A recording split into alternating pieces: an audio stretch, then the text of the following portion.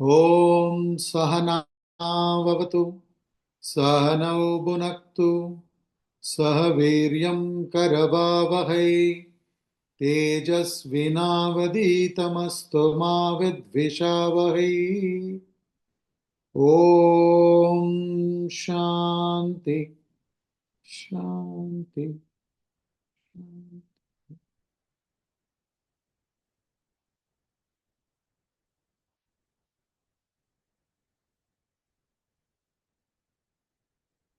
We shall chant Srimad Bhagavad Gita, chapter 2, verses 56 to 60.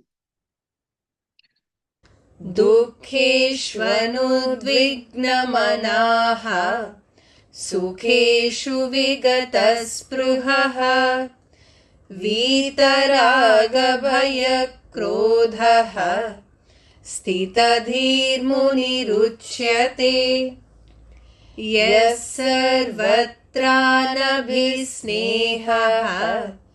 तत्तत्प्राप्य शुभाशुभम् नाभिनन्दति न द्वेष्टि तस्य प्रज्ञा प्रतिष्ठिता यदा संहरते चायं कूर्मोऽङ्गानीव सर्वशः इन्द्रियाणीन्द्रियार्थेभ्यः तस्य प्रज्ञा प्रतिष्ठिता विषया विनिवर्तन्ते निराहारस्य देहिनः रसवर्जं रसोऽप्यस्य परं दृष्ट्वा निवर्तते यततो ह्यपि कौन्तेय पुरुषस्य विपश्चितः इन्द्रियाणि प्रमादीनि हरन्ति प्रसभं मनः. We are now studying this portion from verse number 54 of chapter 2, which is called as Sthita Prajna, which talks about a perfect human being, one who has realized the self, one who is enlightened, one who knows the truth about oneself, one's real nature. Sthita Prajnaha. Nyaha means one who knows. Prajnaha means one who knows well. Sthita Prajnaha means one who knows well 24/7, 365 days, always. Whatever may be the external conditions or whatever may happen to the mind in terms of sorrow or joy, that person's state of realization, enlightenment does not get affected. So that's called Sthita Prajnaha. So Arjuna asked a question, Sthita Prajnasya ka bhasha samadhistasya keshava sthitadi kim prabhasheta kim asita prajeta kim. This was the question Arjuna asked to Sri Krishna in verse number 54. So first question is general description of a perfect human being. And then he talked about ka bhasha. How does he speak? How does a perfect human being who has realized the infinite nature of one's true self express oneself in this world? Sthita prajnasya ka bhasha samadhistasya keshava sthitadi kim prabhasheta. Kim prabhasheta means how does he speak? Kim prabhasheta means how does he speak? Kim asita. How does he sit? How does he sit means what is the inner state of mind of that person? When the person is by himself or herself, what is the inner state of mind? And then how does he walk? Kim vrajeta. Vrajeta kim. How does he walk in the sense? When that person contacts the world, how does he or she impact the world? Kim prabhasheta, how does he speak? Talks about, how does he speak? Talks about how does he get impact, how does he impact the world? How does the perfect soul impact the world? How does it walk? talks about how does the world impact upon him. Please understand the difference. Kim prabhasheta. He has to see, words express our thoughts, right? So, how does he or she express oneself after realization? So, what kind of impact will they have upon the world? What kind of impact their expressions will have upon the world? That's what Kim Prabhasheta means. Kim Vrajeta means when that person is walking, contacting the world, how does the world impact upon that person? So these are the 4 questions. General description of a perfect soul, and how does that person impact the world? What is the inner state of that person? And how does the world impact upon that person? These 4 questions he asks. So we have seen the answer given by Sri Krishna for general description.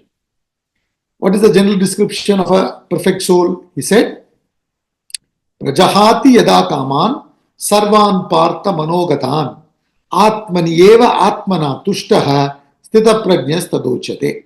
As a result of realizing the self, reveling in the self by the self, one has risen above the desires and one is completely free from the desires in the mind. Then that person is said to be a perfect human being. If the desires are all gone, will that person have no emotions? Would his or her state of mind be deprived of emotions? He said no. So when he talks about, in verse number 56, he talks about, he gives the answer to the question, how does he sit? So he says, Dukkeshu anudvigna manaha, Sukeshu vigataspriha, Vita raga bhayakrodaha, Stitadi muni ruchyate. So the inner state of that person, when he is or her, he or she is by himself or herself, what is the inner state? He says, Dukkeshu anudvigna manaha. The person goes through emotions, but not affected by sorrow. Dukkeshu anudvigna manaha means he or she will also go through sorrow. See, I explained to you, when a person has realized the self means that person has exhausted the sanchita vasana. The total vasanas are exhausted.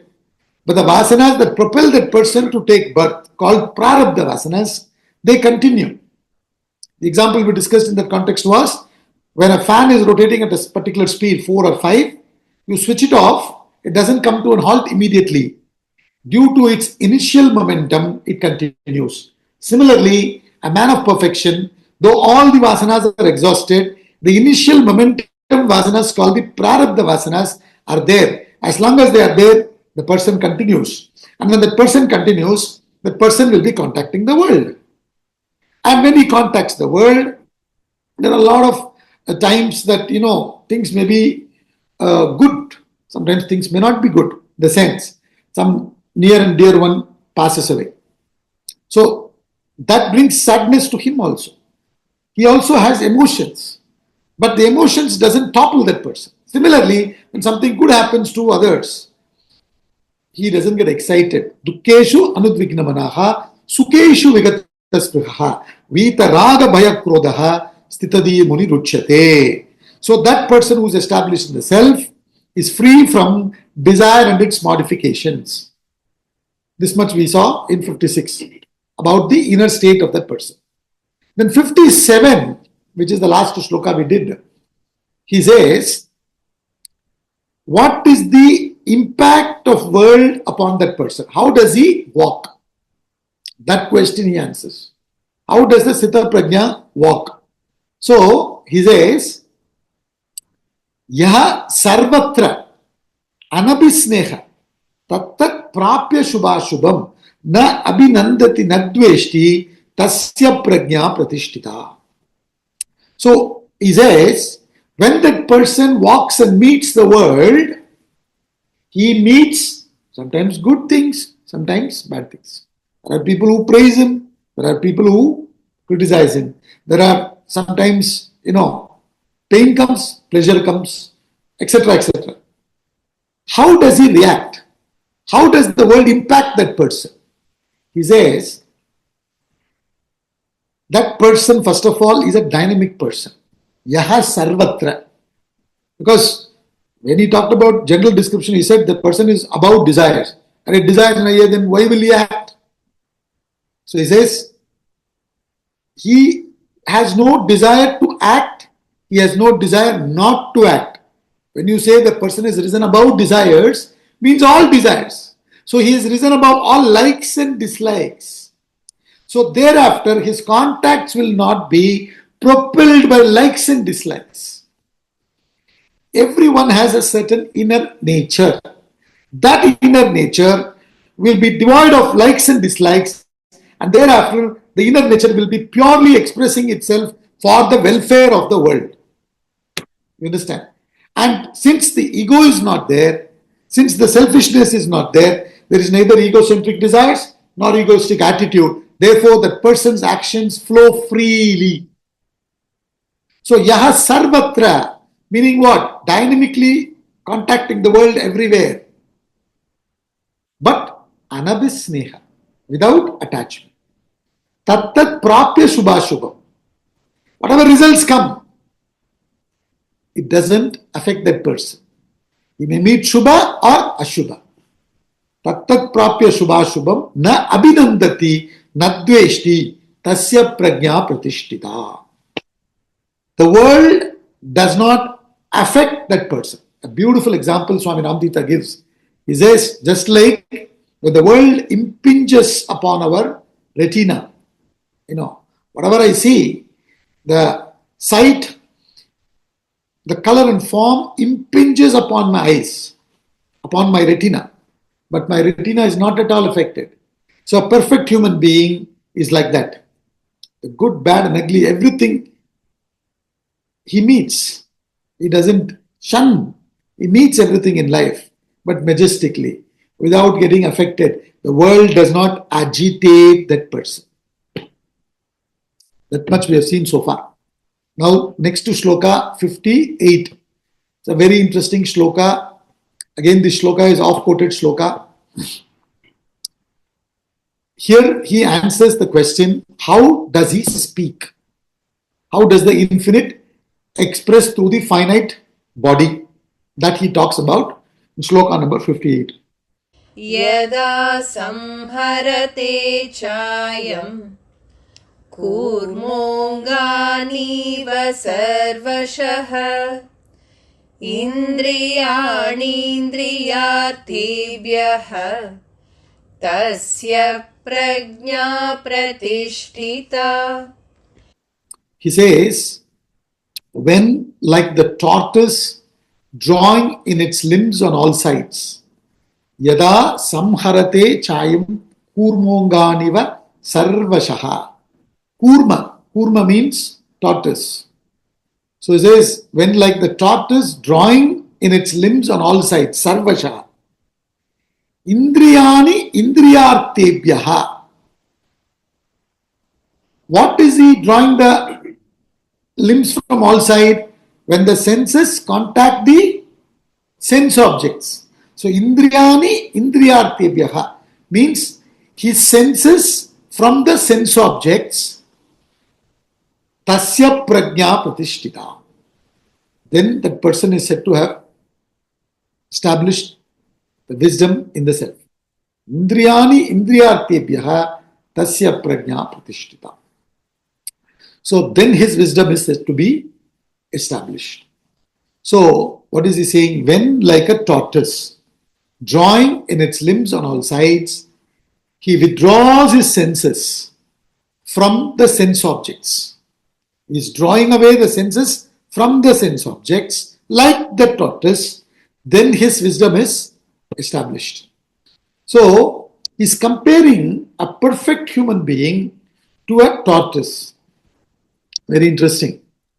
See, a tortoise has 6 protrusions, isn't it? 4 legs, 1 tail and head. 6 in total. And a hard shell above its body. And the hard shell is always exposed to the sky above, the sun above. Now, what does the tortoise do? It moves about in the world, but when the tortoise senses any danger, quickly the tortoise withdraws all the four legs, the tail and the head inside the hard shell. Everything comes within the hard shell.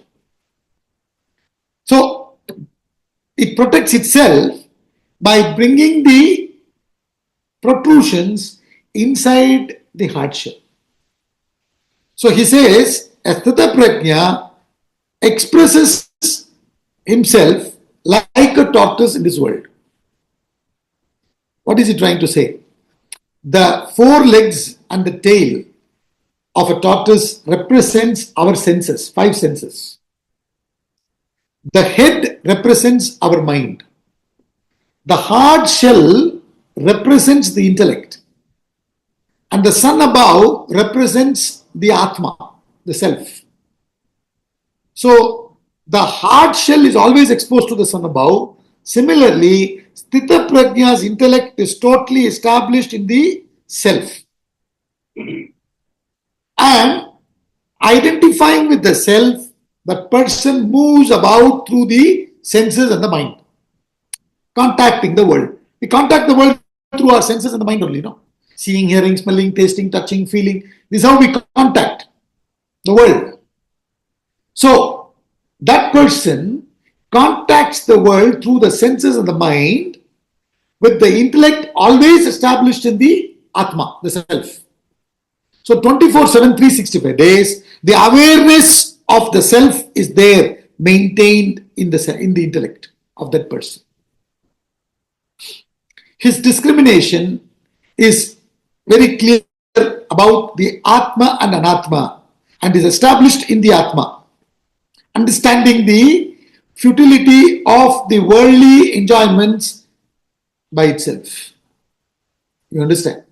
So therefore, for transactional purpose, that person also contacts the world. Everybody has to contact the world for transactional purpose. So I very clearly explained to you. In Vedanta, we say Paramarthika Satyam, Vyavaharika Satyam, then Pratibhasika Satyam. Three levels of Satyam they talk about. Satyam means realities. So they say, this world that we are contacting is Vyavaharika Satyam. You understand? We are all in the waking state, and whatever I see, if I am seeing a table, you are sitting in the same room as I am sitting, then you also see the table, all of us see the table. So this world is a Vyavaharika Satyam. From the practical point of view, it is a reality. But when you question your world experience through your intellect, you understand that it does not stand the test of reality. Reality is that which exists in the past, in the present, and future as the same. Now, if you look at it from that angle, then nothing in this world stands the test of reality. So it is only Vyavaharika Satyam from the transactional purpose, practical point of view. But from the absolute point of view, Paramarthika level, it is not Satya. From the Paramarthika level, absolute level, what is always existing? Atma, or the pure consciousness. So, Paramarthika Satyam is Atma, Vyavaharika Satyam is this world. Then, you experience a certain world when you are in a dream. You understand? That is real only for you. So, that's called Pratibhasika Satyam. So, like that, this person clearly understands in the Vyavahara, the senses and the mind has to contact the world. So this will, clarify one's doubt further after listening to Shloka number 55. When the desire is gone, will he go and contact? What is this? He says, already he said, everywhere. Everywhere, contacting the world through the senses and the mind like you and me, but like the tortoise, very carefully he contacts the world guided by the buddhi, intellect. But upon sensing the danger, if there is any threat for the well-being, then quickly the senses and the mind are drawn within the protection of the intellect, which is always established in the Atma. This is called sense control and mind control. You understand? So in this shloka also, I always said every shloka talks about from the absolute angle and the relative angle. Now this is how a perfect soul functions. This happens in a perfect soul spontaneously. But for us who are sadhaks, we have to get the message. What he is trying to say is, we have to first strengthen the intellect with the knowledge and bring our senses and mind under the protection of the intellect and then contact. With sense control and mind control, we have to go about contacting the world. If we sense any danger, we have to come back and listen to the Buddhi's guidance. That's what he's saying. So, yada samharate chayam kurmonganiva sarvashaha. All the contacts through five senses and the mind are all guided by the intellect's awareness. Not a single contact is impulsive of a perfect soul. You understand? See, our contacts can be directed by the mind or by the intellect or the combination. And majority of our contacts or actions are mostly impulsive. Isn't it? Mostly impulsive and guided by the mind. But in the case of a realized soul, it is always directed by the buddhi, which is established in the Atma. With total awareness, the person goes about functioning in the world. In our case, many times when I'm alone, sometimes at home, if I'm making a cup of coffee, I'm boiling milk in the stove, and that time I sometimes get a phone call. So, little bit, if you are not careful, your attention is drawn away by that discussion in the phone call. You may forget that you have milk boiling on the stove. You understand? And many times it happens in many people's house, I'm sure. That's why I'm giving this example. You allow the milk to boil and then the stove gets spoiled, you have to clean it and all that. What has happened? Your awareness is gone.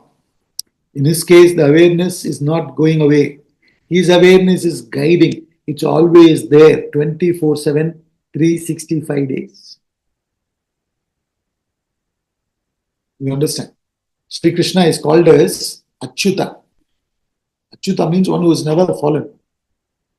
In our case, we are ever fallen. You understand? So he is never fallen. So Achyuta, a self-realized soul is Achyuta. The awareness of the self-realized soul is 24/7, 365 days, spontaneously functions.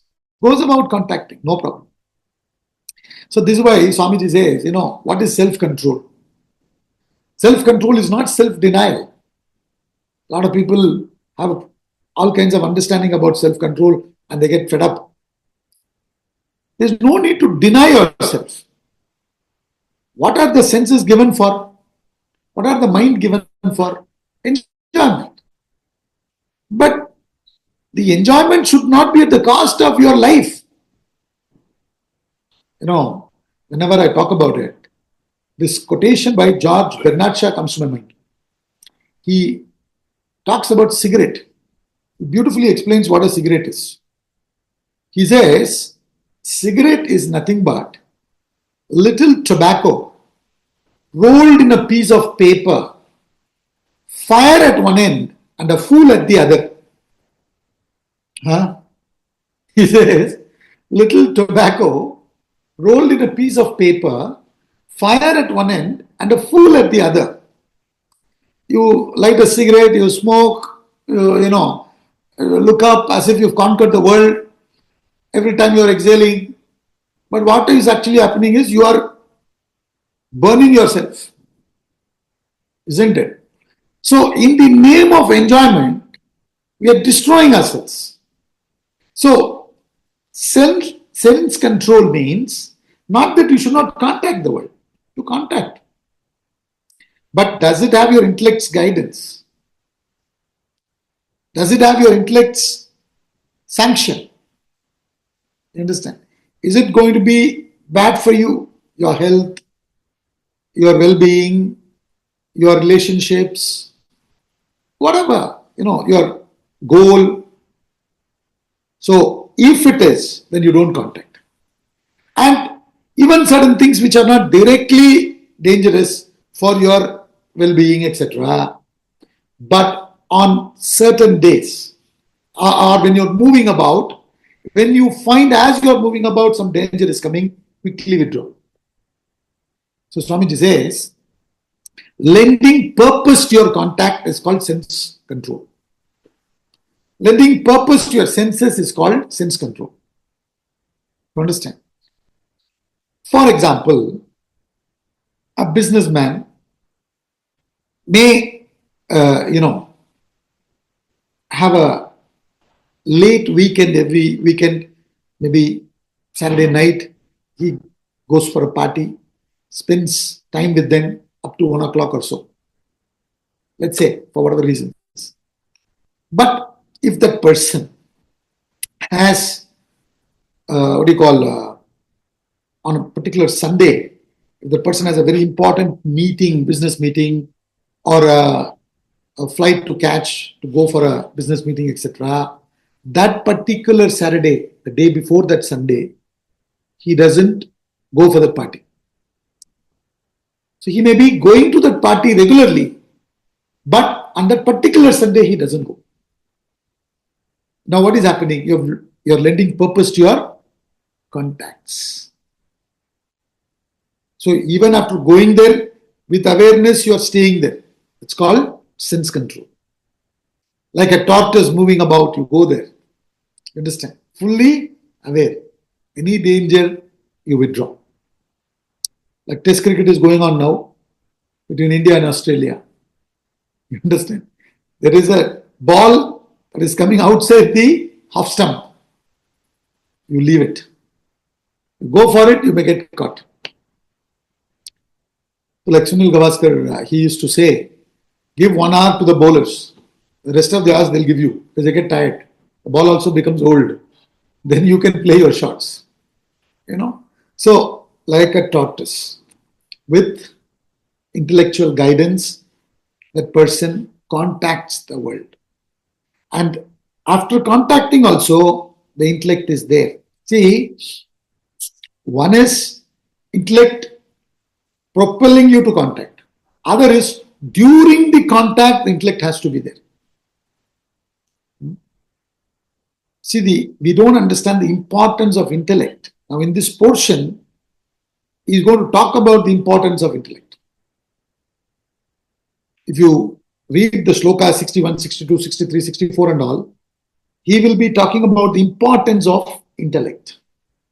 And there's a book that Swamiji has written called The Fall of the Human Intellect. He's written a book. In fact, in our academic course now, 3 years course, the first book we read is that book, Fall of the Human Intellect. We call it as FHI. The intellect has to be strong to guide our senses and mind. So, Vedanta is not against contacts. Vedanta is only against impulsive contacts. So, you should strengthen your intellect. And the other thing is, whatever amount of intellect you have, that has to be available throughout the day. So, how do you strengthen the intellect? You strengthen the intellect through questioning, not accepting anything for granted, through study and reflection. By constant exercise of the intellect, you strengthen the intellect. Now, whatever level your intellect is strengthened, that has to be available throughout the day. For that, what do you do? For that, the exercise prescribed is called introspection. Just before going to bed, you are given this exercise called introspection, which is going through the whole day's activities one after another, from the time you woke up till the time you are sitting to do this introspection, one after another. This entire exercise should be done within 3 to 5 minutes, not more than that. And in this exercise, you are supposed to just go through one after another, not analyze or criticize any of them.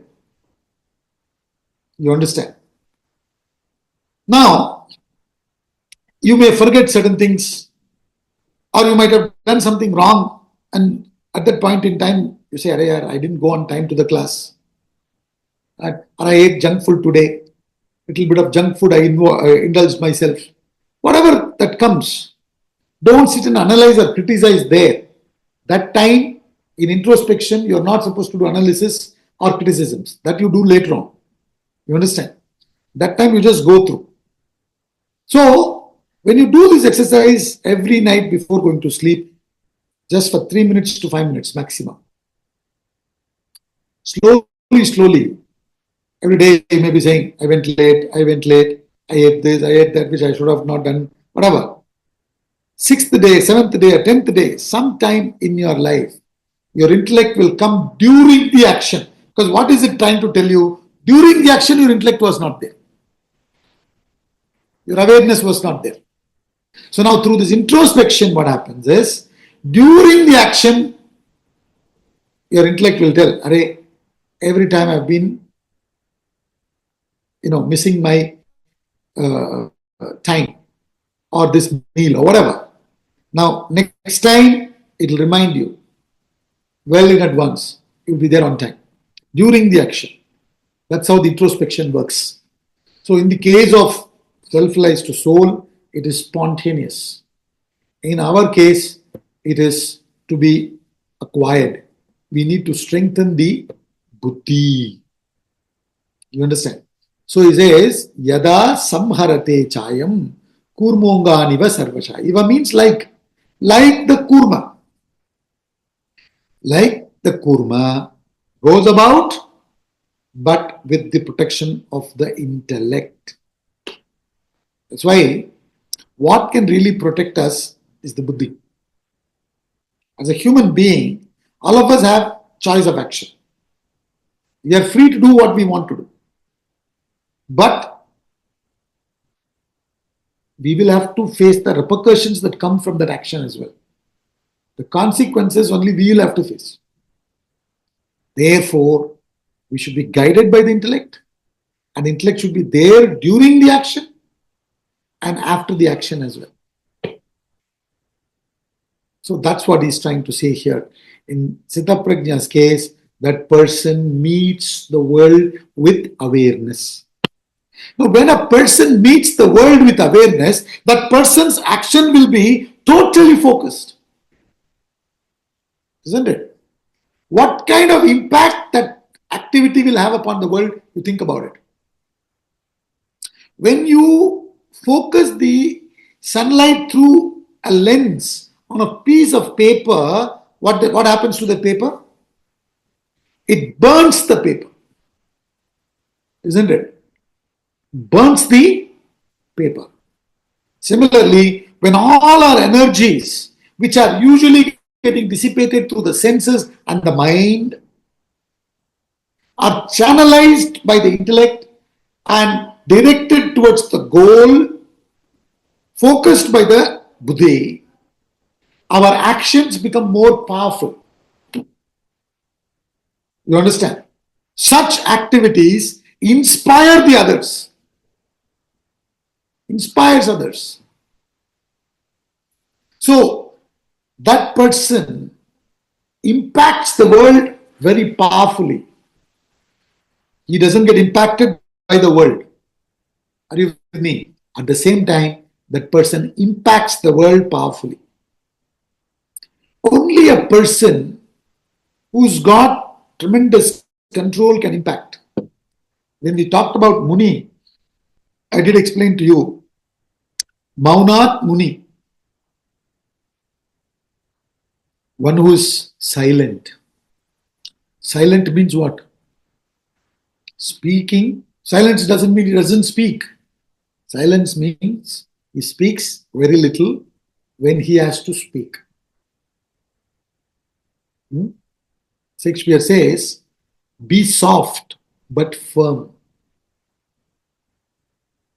Even if you say one word, you understand? Even if you say one word, it should be powerful in the context. Unnecessary words are not used by the great sages in any of the scriptures, if you see. They are putting what word has a meaning. You find this in many scriptures. In fact, there is this Lalita Sahasranamam. It is 1,000 names of goddess Lalita, Lalitambika. In the 1,000 names, not even one name is repeated. In Vishnu Sahasranama, which is 1,000 names of Lord Vishnu, some names are repeated. You understand?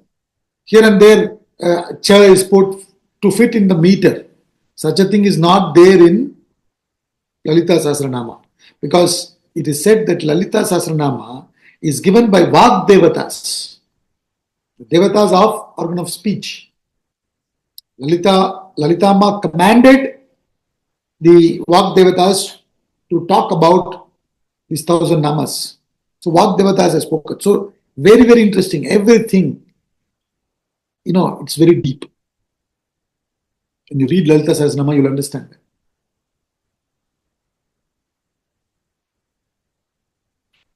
Anything you take, whether it is Bhagavad Gita or any text, you will find the author has not used extra words unnecessarily. It will be fitting in the context. There is no showing off. You understand? There is no showing off. So, this is called moving with awareness. And a person who's got tremendous control over oneself is the one who can influence the world. Dusron ko jai se pehle khud ko jai kare. To what extent you have control over yourself, to that extent you can have an impact. It's very, very interesting. You find this everywhere. Any sport, anything you take, you find this. So, that's what he's beautifully explaining. He impacts the world very strongly, very powerfully. He influences the world. So, it's not that he or she has a desire to influence the world, but the world gets influenced by them. So, the actions are dynamic, the mind is well controlled, the buddhi is constantly in awareness. You understand? So, that's why he compares that person with the tortoise. Never loses the awareness. So, in the world, you have a goal. You don't forget that goal. You keep that awareness and then go about functioning so that you don't get drawn by anything. This is how you have to function. He's beautifully explaining the path as well. As a sadhak, you go about contacting the world as long as it doesn't disturb your sadhana. You understand? The moment you find any danger that it might disturb, you say bye-bye. Like Hanumanji says, Lord Jesus Christ says, "Get thee behind me, Satan. I shall have none at the hands." The temptations can come, but you say no. So, the five senses and the mind should always be under the guidance of the intellect, which is fortified by Atma Anatma Viveka. Understand? So, you start the day with studying the scriptures. You end the day with introspection. In between, you do your activities at the body level, at the mind level, and all levels, but you will be moving towards the self. You will be evolving. Otherwise, you may start dissipating your energy towards the world, in the world. So, a self-realized soul contacts the world like this. Kim Prabhasheta, that he talked about in this sloka. So, general description 55. Inner state 56. How the world impacts that person 57. How he or she impacts the world? 58. Kim prabhasheta. This is how the person speaks. See, organ of speech is one of the organ of actions. So all his actions are determined by the buddhi. Nothing comes from the mind impulsively. Not at all. This is the difference in our case and in a Mahatma's case. Everything is through the buddhi. So now, since he talked about tortoise moving in the world, he continues. Now, as I told you, he explains the concept of a self-realized soul, and then he continues talking about sadhana, how you have to establish, what are the benefits, all that he covers in this portion. So now in the next shloka, 59, he is going to tell you, in spite of this kind of a disciplined living, you understand, you cannot afford to relax. Are you with me? You cannot afford to relax. Till what point? That he talks about in the next shloka. Let's get on to next shloka. Verse number 59. Vishaya vinivartante niraharasya dehinaha rasavarjam rasopyasya param društva nivartate. Very practical shlokas these are. He says, Vishaya vinivartante niraharasya dehinaha. The sense objects turn away from an abstinent man. Beautifully he says, Vishaya vinivartante niraharasya dehinaha. The sense objects, Vishaya means sense objects, turn away from an abstinent man. Rasavarjam rasopyasya param drishtva nivartate. But not the relish. Relish is still lingering in that person. So, the sense objects turn away from an abstinent man, but not the relish. Now, when will the relish go? He says, Rasavarjam rasopyasya param drishtva nivartate. When it will become nivarta? When it will go? He says, even his relish turns away on seeing the Supreme. Only upon seeing the Supreme, the relish goes. See, what he wants to say is, you may practice sense control, mind control, all that. So, a person who sincerely is withdrawing from the world when necessary, abstinent man, is doing tapas. Very carefully he is contacting the world. So, he knows these are the dangerous areas. I should not, go there. Should be careful. Like for example, if you have weakness for a particular habit, you don't try to be in that group. You don't go there, which is conducive. All that you've closed. But the external avenues you've closed. What about your mind? Inside, it is still there, no? You understand? So the outside from the outside, the inputs are not coming. But inside you still have relish. You still have desires, which has been there from many years.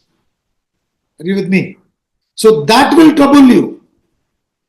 Now what interestingly will happen is, when you are very sincere and you are leading a certain disciplined way of living, the temptations will stop from the outside. The objects will stop. For example, every Sunday between 11 and 12, you say, no. Whatever happens, I will attend this class. I will study. I'm not saying only about my class, any other class also, whatever it may be. You have a discipline, 11 to 12 on Sundays. Come what may, I'll attend this session. Now, if your friends or anybody have some, wanting to go for a movie or something, earlier they would have given you a call. Hey, why don't you join us? We are all going for a movie.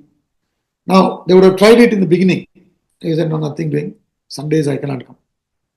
Evening is okay, but not in the morning, So now, if they are going for a movie or something between 11 or 12 or whatever it may be, they are not going to give you a call anymore. They stop calling you because they know it's a waste of time. The external temptation stop because there's no demand, there's no supply. The law of demand and supply always functions. You have a demand, therefore there is supply. People come and gossip with you because you say, अच्छा, फिर क्या हुआ? उसके बाद, you understand? So if you stop, उसके बाद फिर क्या हुआ? अच्छा, all that. Yeah, this fellow, is he listening or is he not listening only? There's no point going to this fellow. They stop calling you. But if you add masala, अच्छा, अच्छा, अच्छा, oh. If you keep giving reactions like this, they'll keep calling you. So you have a demand, therefore there's a supply. At least externally you stop the demand. See, initially when you're practicing, try. You feel like, out of gussa, you feel like saying something. Straight away don't practice saying that. Control. Take a deep breath. Have a glass of water. Not fast, aram se. Sip it. You understand? Slowly you sip it, breathe. You will find that your anger would have not expressed itself. Then you will compose yourself. Then you will be able to deal with it better. But now see, you will find sometimes when people talk about anger, they say it's better sometimes you express it. But that's not the first step. Straight away in the first step itself, you should not do that. You try after some time when it's too much, then you go about expressing. That also I would say, in such situations, you're better off going and cleaning your house, your bathroom, your cupboard. Physical expression you give somewhere, or go and punch the pillow or something, so that the frustration is out. But that's not the first step, that's later on. But initially what you do, at least you don't verbalize it. Isn't it? Thiruvalluvar says, Teenal suttappun ullarum arade navinal suttavadu. What he means is, when somebody burns you with fire, with a matchstick, that causes some mark, no? That mark will also go away maybe later on, after a few years. But if you hurt somebody with your words, that will not go, he says. Teenal suttappun ullarum arade navinal suttavadu. It won't go. Isn't it? After having said now, it's difficult to control. Are you with me? But after that, it's okay, you express. So, when you do that way, externally at least you follow some discipline. The temptations will stop, he says. But rasa is there in you only, na? Where is it? Inside you only. Like a tuberculosis patient. They say, they'll give you they prescribe medication for you for 6 months, 1 year, whatever the course is. You have to take them regularly. And as you are taking, in few months' time, you may feel much better. You feel as if you are completely fine. But the doctors will caution you. You cannot afford to stop taking the medication. You have to complete the course. Isn't it? Because the rasa is still there. If you stop, it will come back. Are you with me? So therefore, even though you, because of your external disciplined way of living, many temptations from externally coming and disturbing you have stopped, the rasa is still there. Where? Inside you only. So what do you have to do? I remember once, many years ago, one of my class members wanted to take me for a lunch. She took me to a nice hotel. There they serve both non-veg and veg. We both were veg. So just two of us, so they gave us one seat this side, which happened to be next to that lobster tank, So these fellows, they serve these lobsters and they say, this one, they pick it up and cook and give it to you.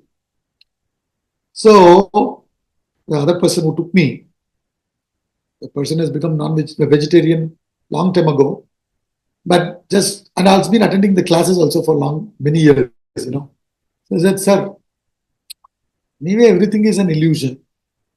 From the absolute level, ये सब real नहीं है. You understand? From the absolute level, all this is not real. So what if I eat lobster? That person was also half joking, or rather fully joking. So I said, yeah, there's absolutely nothing wrong.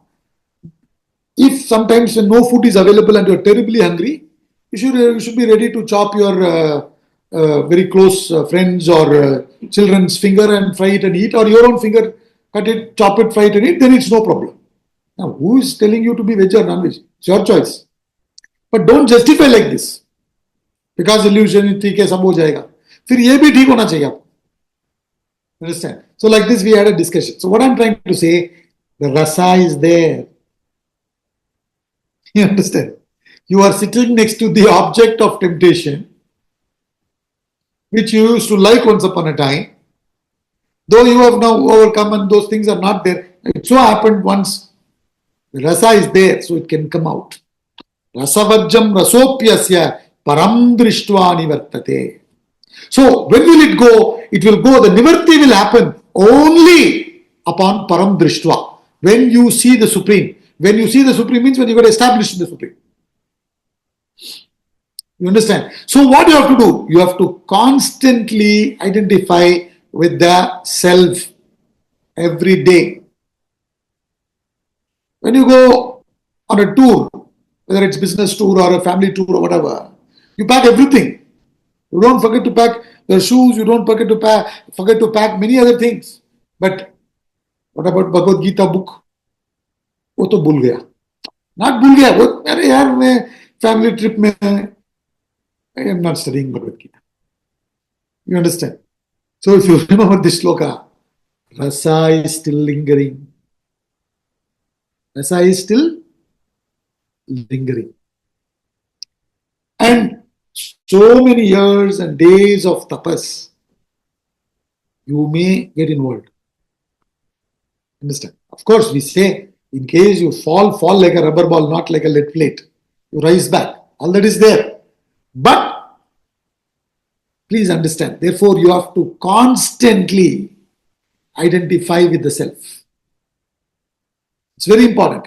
Till you are realized, enlightened.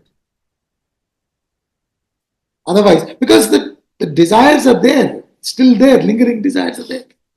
It's not gone. They will, from inside, push you. Isn't it? So that's why he says, Rasavarjyam rasopyasya param drishtva nivartate. Have you seen the param? Have you got enlightened? Have you realized? Till then you continue. You cannot say, I will relax. Then you'll be finished. So, this we must understand. Where is the rasa? Rasa is inside me, na? See, when people say, Arey, that fellow irritates me, But the same fellow is not able to irritate somebody else. Why is he able to irritate you? Because inside you have a weakness. In fact, if you understand that correctly, you'll be grateful to that fellow. Isn't it? There's this poem called Pond. Turkey and the Ant. The poem is called Turkey and the Ant. In the end, few lines the poet gives. Ere you remark another sin, with thine own conscience look within, control thy more voracious will, nor for a breakfast nation skill. That, he says, before you talk about somebody else's sin, you look within. You are probably having the same sin multi-fold intensity. But you may not be aware. So it's very difficult to see our own faults. So if somebody is irritating you and is able to make you lose yourself, I am telling you, we should be grateful to that fellow. Why? Because he's telling you, you have a weak point, man. Because you think you are not aware of it, na? You think I am perfectly fine. World में ये सब ठीक करना पड़ेगा. I am fine. Nothing wrong with me. Isn't that what we all say most of the time? So that fellow is the one who's telling you, listen, you have a weakness here. You understand? So anybody irritates you when you get angry, whatever situation or whoever made you get angry, say thank you to that fellow. Because the problem is within you. The problem is within you. This is what we need to understand. So that's what he's saying. The rasa is lingering inside you, in your bosom. You need to do something about it. Till that time, you have to hold on to the knowledge. Till that knowledge gets converted into wisdom, you cannot afford to relax. That's why I said, morning, study, reflection, process of strengthening the intellect. Night before going to bed, introspection. And throughout the day, karma yoga, bhakti yoga with satsang. If you can, maintain a lifestyle like this, then you are putting yourself in the path to establish yourself in the self. Param drishtva ke liye. You understand? I have to realize param drishti. Drishti means what? Seeing. 24/7 I should be seeing the self. Am I seeing like that? That's not the case with me now. As soon as I leave the class, the whole thing is gone. So therefore, I have to continue.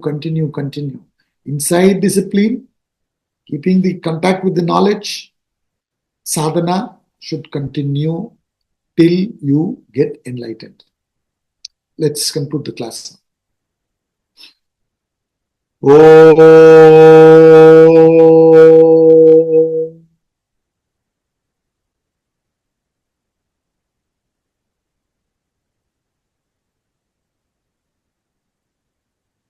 Om Purnamada Purnamidam Purnat Purnamudachyate Purnasya Purnamadaya Purnameva Vashishyate. Om Shanti Shanti Shanti.